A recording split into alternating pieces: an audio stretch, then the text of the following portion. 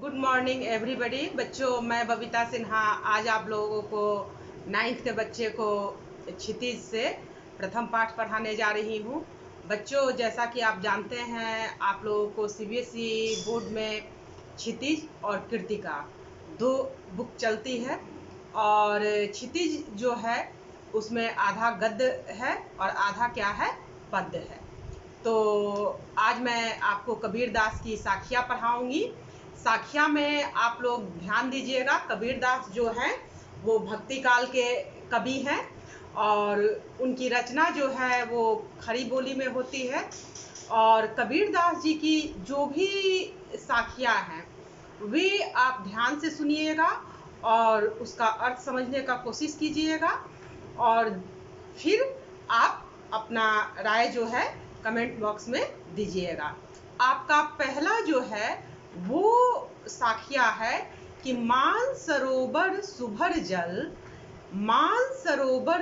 जल हंसा केली कराही, मुक्ता फल मुक्ता चुगे अब उड़ी अनंत न जाही। यानी प्रस्तुत पंक्ति द्वारा कबीर दास जी कहते हैं कि मानसरोवर रूपी जल में, अर्थात आप जानते हैं कि मानसरोवर जो है वो कैलाश पर्वत पे है और कैलाश पर्वत पे मानसरोवर जल है और स्वच्छ जल में, साफ जल में हंसा केली कराही। केली का अर्थ होता है क्रीड़ा करते रहते हैं, खेलते रहते हैं, मग्न उसमें रहते हैं। मुक्ता फल मुक्ता चुगे, यानी देखिए यहाँ एक ही शब्द मुक्ता है। एक शब्द का अर्थ हुआ मुक्त होना यानी स्वतंत्र होना और दूसरे का अर्थ है मुक्ता का मोती। एक मुक्ता का अर्थ है कि मुक्ता फल यानी मोती रूपी फल और एक मुक्तक का अर्थ है स्वतंत्र होना। तो यहाँ पे कबीर दास जी कहते हैं कि मुक्ता फल मुक्ता चुगी, यानी हंस को खाने के लिए मोती रूपी क्या मिल रहे हैं, फल मिल रहे हैं। इसलिए इस सुख को छोड़कर वह दूसरी जगह नहीं जाना चाहता है। बच्चों ध्यान दीजिएगा, कबीर के दोहे का प्रथम आपका इस प्रकार है कि मानसरोवर के स्वच्छ जल में हंस जो है दिन रात क्या कर रहे हैं, अपने क्रीड़ा में मग्न हैं और उनको खाने के लिए मोती रूपी फल मिल रही है। इसलिए इस सुख को छोड़कर अब वे दूसरी जगह नहीं जाना चाहते हैं। अर्थात कबीर दास जी कहते हैं कि ये हमारा जो मन है, मन जो है किसके समान है, मानसरोवर के समान है और इसमें जीवात्मा जो है क्या करता है, यानी अपनी इच्छाओं की पूर्ति करता है और उसकी इच्छा जो है दिन रात बढ़ते जाती है। वो इस सुख भोग विलास को छोड़कर जाना नहीं चाहता है। किंतु जिस व्यक्ति को इसी आत्मा से ईश्वर को भजे हैं, अपने परमात्मा को भजते हैं, तो जब वे परमात्मा का सुख को पा लेते हैं, वो जान जाते हैं कि परमात्मा ही क्या करेंगे, हमको इस भवसागर से पार करेंगे, तो अब वे उड़कर दूसरे जगह नहीं जाना चाहते हैं। अर्थात उस व्यक्ति को, उस मनुष्य को किसी भी प्रकार की लालसा भोग विलास की संभावना खत्म हो जाती है, क्योंकि वो जीव जो है, आत्मा जो है, परमात्मा से उसका मिलन हो चुका रहता है। बच्चों, आपका 1 नंबर साखिया जो है समाप्त हो रहा है और 2 नंबर साखिया इस प्रकार है कि प्रेमी ढूंढत मैं फिरा, प्रेमी मिले न कोई, प्रेमी को प्रेमी मिले, विष अमृत सब होय। ध्यान दीजिए बेटा, प्रेमी का अर्थ क्या होता है, भगवान होता है। यानी कबीर दास जी कहते हैं जब मैंने ईश्वर को ढूंढने के लिए चला तो मैंने विभिन्न मार्गों पे ईश्वर को ढूंढा, लेकिन ईश्वर जो है मुझे किसी भी राह में नहीं मिले। मेरा ईश्वर का ढूंढना हुआ सारा कोशिश, सारा मेहनत व्यर्थ हो गया, बेकार हो गया और ईश्वर की मुझे प्राप्ति नहीं हुई। प्रेमी को प्रेमी मिले, जिस दिन हमें ईश्वर की प्राप्ति हो जाती है, अर्थात हम जान जाते हैं कि ईश्वर क्या चाहते हैं, ईश्वर कौन है, हमारा जन्म किस लिए हुआ है, यह जीवन जो है वह नश्वर है, क्षणभंगुर है। जिस दिन मनुष्य को यह ज्ञान हो जाता है उस दिन क्या होता है, विष अमृत सब होए। विष बेटा आपका दुर्भावना का, इच्छा का प्रतीक है, और अमृत जो है पवित्र भावना का प्रतीक है। तो यहाँ पे कबीरदास जी कहते हैं कि जिस दिन हमें ईश्वर की ज्ञान की प्राप्ति हो जाती है, उस दिन हमारे मन से सारे दुर्बुद्धि, विकार सारे क्या होते हैं, समाप्त हो जाते हैं, और हमारा मन जो है वह पवित्र भावना से क्या हो जाता है, भर जाता है। अर्थात मन की सारी जो विकार है, कुत्सित बुद्धि है, ईर्ष्या है, द्वेष है, राग है, ये सारे क्या हो जाते हैं, निकल के समाप्त हो जाते हैं, और हमारा मन जो है अमृत के समान क्या हो जाता है, पवित्र हो जाता है। बच्चों, मैं एक बार फिर आपको दोहरा रही हूँ कि दूसरे आपका साखी का अर्थ है कि मैं ईश्वर को ढूंढने चला, लेकिन ईश्वर की मुझे प्राप्ति नहीं हुई, क्योंकि ईश्वर का ढूंढने का सारा कोशिश हमारा क्या हो गया, बेकार हो गया। जिस दिन मुझे ईश्वर के ज्ञान की प्राप्ति हुई, उस दिन हमारे मन से सारी दुर्बुद्धि, कुत्सित बुद्धि, राग, द्वेष, विकार, इच्छा सारी समाप्त हो गई, और हमारा मन जो है अमृत के समान क्या हो गया, पवित्र हो गया। 3 नंबर साखी है आपका कि हस्ती चढ़िए ज्ञान की, सहज दुली चा डाली, स्वान रूप संसार है, भूखंडे झक मारी। यानी हस्ती का अर्थ होता है हाथी। हाथी बेटा यहाँ पे ज्ञान का प्रतीक है, और ज्ञानी व्यक्ति जो होते हैं, और दुलीचा कहा जाता है कालीन को, आसन को। जब हम लोग पूजा करने या कोई भी धार्मिक कार्य करते हैं तो एक गद्दी डाल के बैठते हैं ना, आसनी डाल के, उसी को दुलीचा कहा जाता है। तो हस्ती चढ़िए ज्ञान की, सहज दुलीचा डाली, यानी ज्ञानी व्यक्ति जब ज्ञान को प्राप्त करने चलते हैं तो वे क्या करते हैं कि एक आसन लगाकर बैठ जाते हैं, और वे अपने योग साधना में, ज्ञान की साधना में लीन हो जाते हैं। और स्वान रूप संसार है। स्वान का अर्थ होता है कुत्ता, और कुत्ता कहा गया है यहाँ पे मूर्ख लोगों को। तो कवि का कहने का तात्पर्य है स्वान रूप संसार है, ये संसार जो है मूर्खों से भरा हुआ है, अज्ञानियों से भरा हुआ है, भूख अंधे झकमारी। आप सही काम कर रहे हैं या गलत काम कर रहे हैं, किसी भी कार्य में आपका ये क्या करेंगे, टीका टिप्पणी करते रहेंगे। इसलिए ज्ञानी व्यक्ति जो होते हैं वे क्या करते हैं, कभी भी वे मूर्खों की बात को, अज्ञानियों के बात को ध्यान नहीं देते हैं। बच्चों, एक बार फिर ध्यान दीजिएगा, इस प्रकार है अर्थ आपका कि ज्ञानी व्यक्ति आसन डाल के अपनी ज्ञान की प्राप्ति के लिए बैठ जाते हैं। कौन क्या कह रहा है इस बात पे वे ध्यान नहीं देते हैं, क्योंकि वे जानते हैं कि ये संसार जो है वह किससे भरा हुआ है, वह मूर्ख अज्ञानियों से भरा हुआ है। हम सही कार्य करें या गलत कार्य करें, वे हर कार्य में हमारी टीका टिप्पणी करेंगे। अब बेटा आपका 4 नंबर साखी है कि पखा पखी के कार्य ने, सब जग रहा भुलान, निरपख होई के हरि भजे, सोई संत सुजान। यानी प्रस्तुत पंक्ति द्वारा कबीरदास जी कहते हैं कि पखा पखी के कार्य ने, पखा पखी का अर्थ होता है पक्ष और विपक्ष।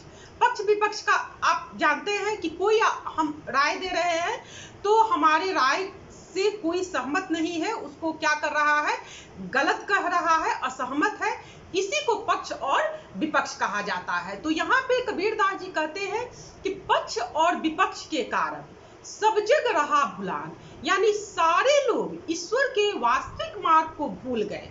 पक्ष और विपक्ष के कारण संसार के सारे लोग ईश्वर के वास्तविक मार्ग को क्या किए, भूल गए। निरपख होई के हरि भजे, यानी निरपख का अर्थ होता है निष्पक्ष, बिना किसी भेदभाव के। तो वही कबीरदास जी कहते हैं कि निरपख होई के हरि भजे, यानी यदि आप निष्पक्ष होकर क्या कीजिएगा, अपने ईश्वर को याद कीजिएगा। सोई संत सुजान, संत कहा जाता है सज्जन व्यक्ति को, सुजान कहा जाता है सज्जन व्यक्ति को। तो कवि कहते हैं वही व्यक्ति सज्जन है जो बिना किसी भेदभाव के, बिना किसी पक्ष विपक्ष के अपने ईश्वर को क्या करते रहते हैं, सुमरिन करते रहते हैं, याद करते रहते हैं, उनकी उपासना में लीन रहते हैं। वे सभी धर्मों का आदर करते हैं। यानी बेटा 4 नंबर का पूरे आपके साखिया का अर्थ इस प्रकार है कि पक्ष और विपक्ष के कारण ये संसार जो है ईश्वर के वास्तविक मार्ग को भूल गया है। जो व्यक्ति निष्पक्ष होकर ईश्वर की आराधना में लीन रहता है वही व्यक्ति जो है सच्चा सज्जन है और सच्चा ज्ञानी है।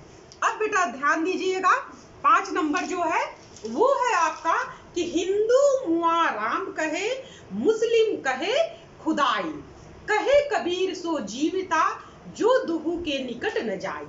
यानी कबीरदास जी कहते हैं कि हिंदू मुआ राम कहे, यानी हिंदू जो है वह राम कहते कहते क्या होता है, मर जाता है, लेकिन राम को उसको प्राप्ति कभी भी नहीं होती है। मुस्लिम कहे खुदाई, और मुस्लिम जो है खुदा कहते कहते मर जाता है, लेकिन कभी भी उसको खुदा की प्राप्ति नहीं होती है। कबीरदास जी कहते हैं कहे कबीर सो जीविता, कबीरदास जी कहते हैं वही व्यक्ति जीवित है, वही व्यक्ति सही है जो दुहू के निकट न जाए, जो दोनों धर्मों के बीच में नहीं जाता है। अर्थात कबीरदास जी का कहने का तात्पर्य है कि धर्म के अंधविश्वास में पढ़कर कभी भी दूसरे धर्म का अनादर नहीं करना चाहिए। अपने अपने धर्म का क्या करना चाहिए, सम्मान करना चाहिए, और आपको जो सही लगे कि ईश्वर की उपासना कैसे की जाती है।